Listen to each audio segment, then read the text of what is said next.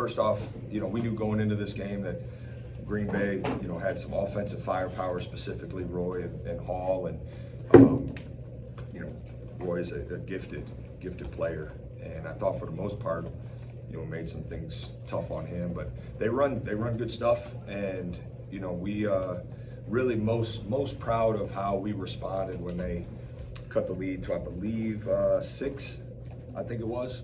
Our response in that moment was really impressive, and I think it was led, maybe after a pointed conversation, it became led by our players. The leadership of our upperclassmen kind of took over at that point. So really happy about that.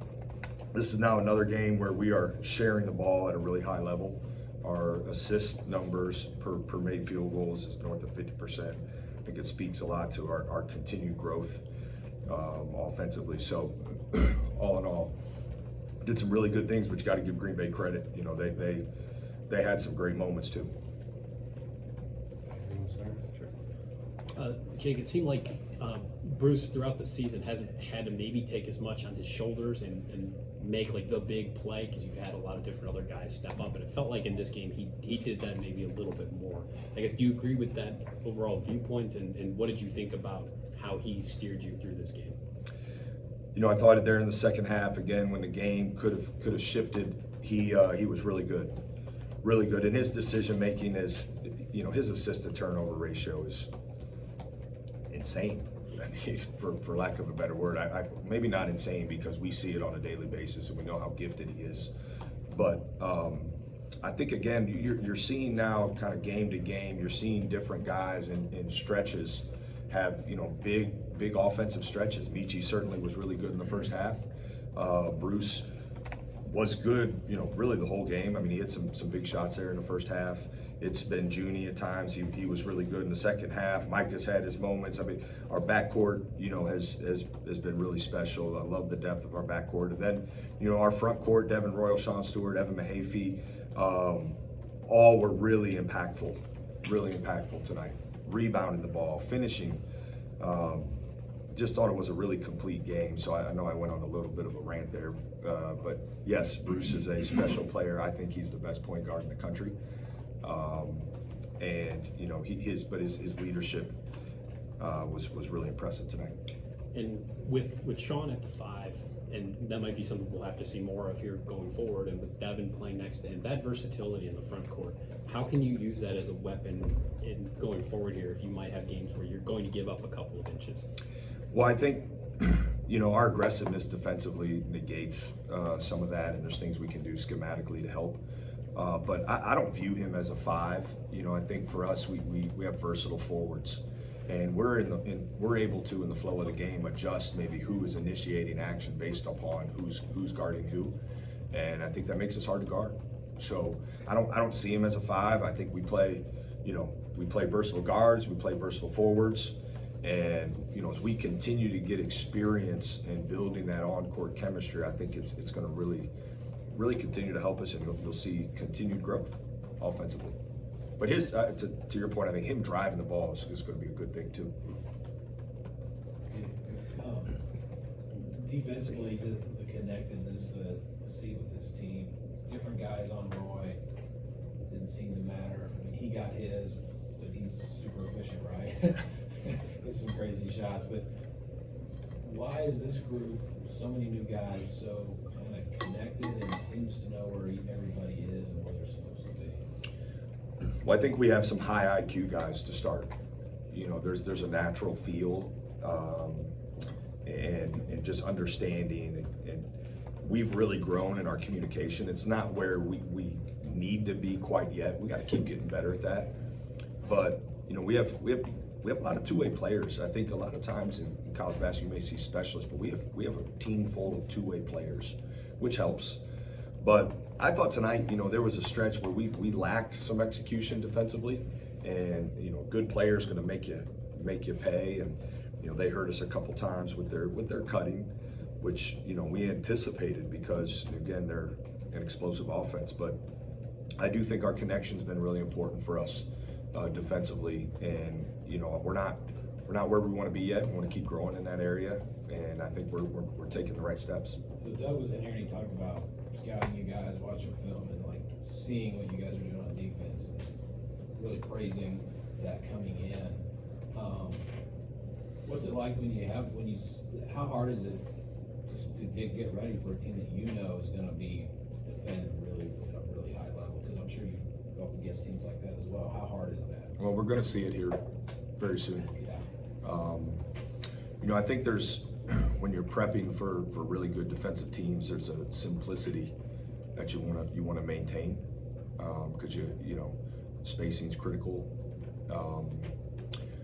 I think ball movement, body movement, all those things, come into play. I think sometimes you can overcoach in those situations, become too complex, and now maybe guys are overthinking a little bit.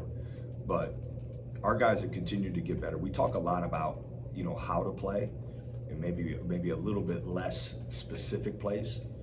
And I think as we continue to grow in that area, it's going to make us hard to guard, even when we're going up against really, really good defensive teams, which we are about to see, game after game after game.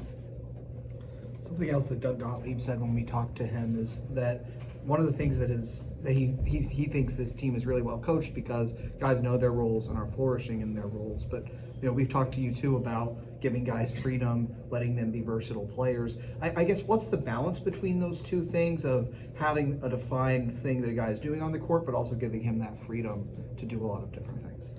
I think there's a lot of individual conversations that exist, but what I've been most impressed with, and again, I think it speaks, we're maybe even ahead of schedule a little bit offensively with our chemistry because of how much newness we've talked about. I think it's guys' ability to understand how to get guys the ball in their spots, or how to play off of each other, or playing as we've played with more poise in the paint. It's created opportunities, drive and kick, and able to get to the free throw line more. So I think our guys deserve a ton of credit. I'll always want guys to play with aggressiveness and confidence, but we're playing smart too. We're playing smart. We'll have some turnovers with our pace at times, and we'll keep working on that and getting better. But there's a chemistry forming offensively for us that's catching up to, I think, our defensive chemistry that we talked about. That's really exciting. We talked about Bruce. He was talking about being able to pick his poison. If they go under, he can shoot, but he can also pass. You guys have three-point shooters.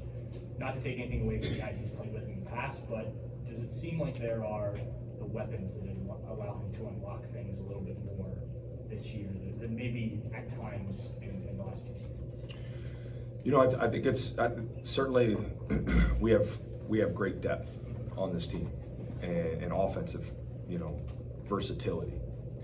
And I think for Bruce, he's worked really, really hard at, we talked all spring, summer, fall about efficiency.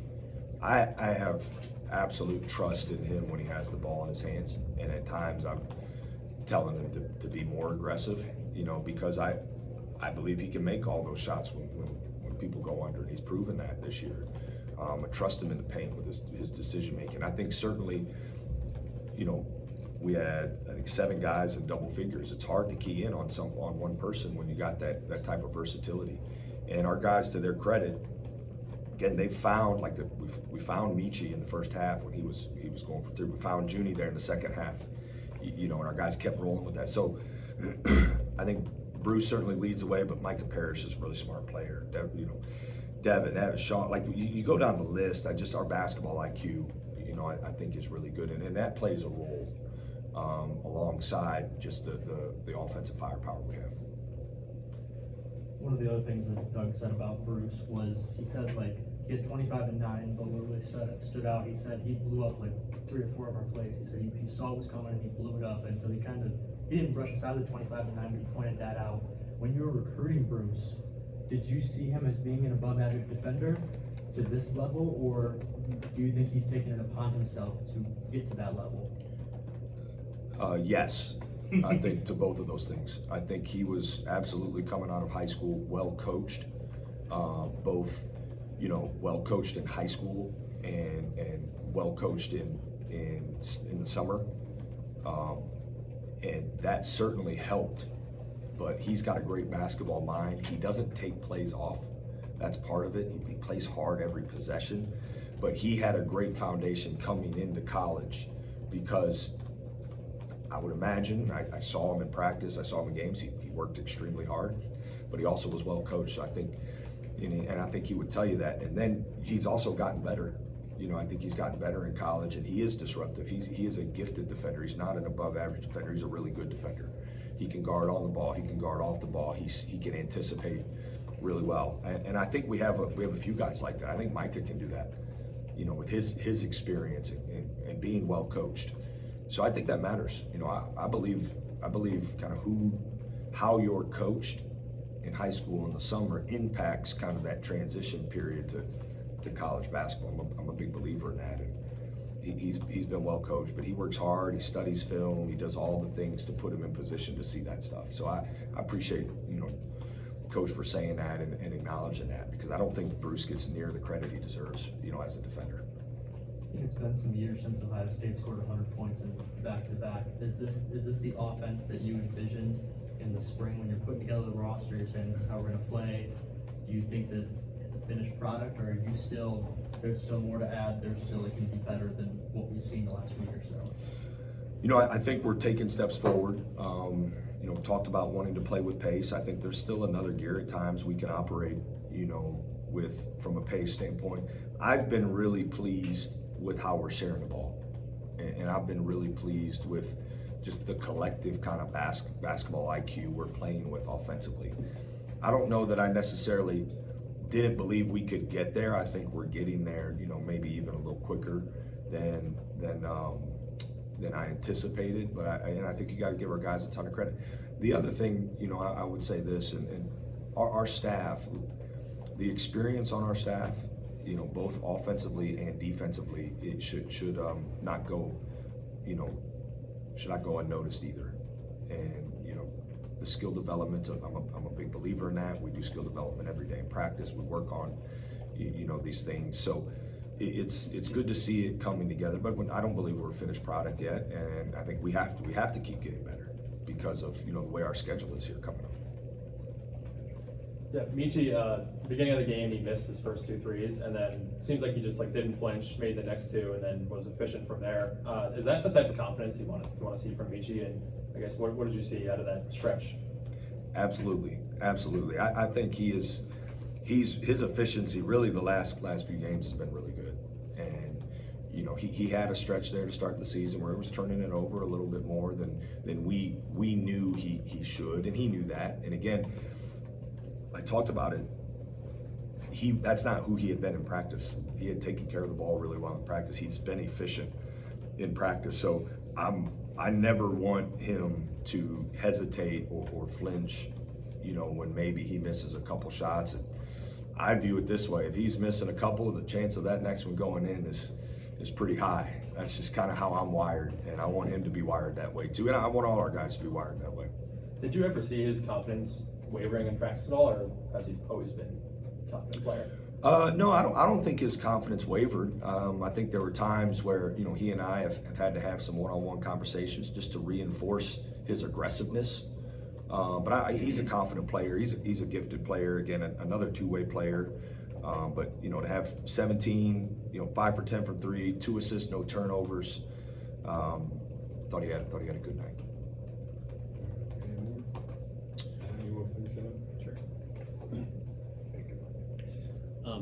This was your best 2-point shooting game of the season, and I know that's something that has been a little bit of an emphasis, the way that you've shot from 3. But how important is it to be getting that aspect of the game going as you have Pitt on Friday, you have Big Ten games next week, seeing some growth there inside the 3-point line?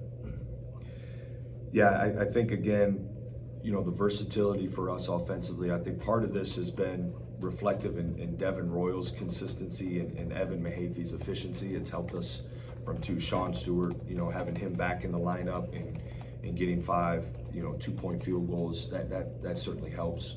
But Junie's been efficient driving. Michi's gotten more efficient. It's been a collective effort, and I think what I'm most proud of is we're not settling, offensively. you know, we talk about, especially going into this game, it needed to be on our terms because they're a good team and they play a certain way. And if the game was on their terms, you know, it was going to be a different type of game. We had a great deal of respect for them. So I felt like for majority of the game, it was on our terms, you know, and especially offensively, which we've talked about, we've calculated, I don't want to be over analytical here, but like we want to play, you know, paint touches are a good thing for this team. It doesn't always result in a paint field goal attempt, but paint touches are good for this team, and we got to continue to make an emphasis on that. And do you have an update on like how Quez is doing? But his stat, I mean, he's been questionable the last couple of games, but where is he in his possible return? Yeah, he's you know, we've been, I think there's been some kind of cautionary, just kind of slow to return, but he's working really. I give him a lot of credit. He's been engaged. He's working hard to get back out there. We're seeing some progress, and hopefully, you know, we'll continue to see that. Thanks. There's a big game this